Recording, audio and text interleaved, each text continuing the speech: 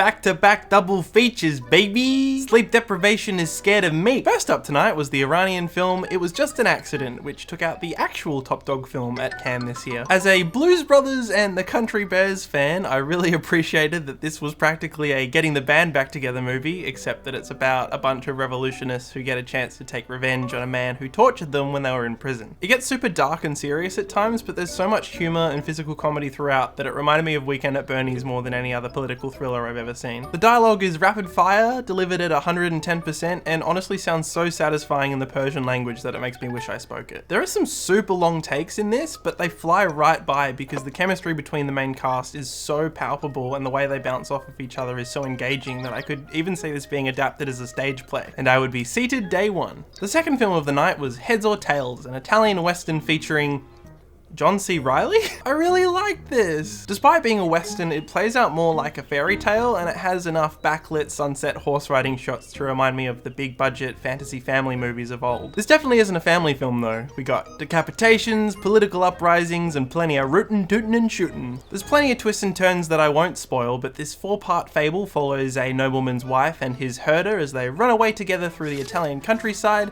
evading the law, bounty hunters, and John C. Reilly as Buffalo Bill, who kind of plays him like Buster Scruggs here, which I really enjoyed every time he was on screen. I will say at times the story does taper out a little bit and remind me of the SBS World Movies classics that I'd fall asleep to as a kid once Rock Quiz had finished, but thankfully there's enough wacky and surreal moments sprinkled throughout to keep things interesting. I thought it wasn't possible to make films that felt this groundedly adventurous anymore, but the Italians pulled through to show that if you don't want to have a regretti, your western better be a spaghetti.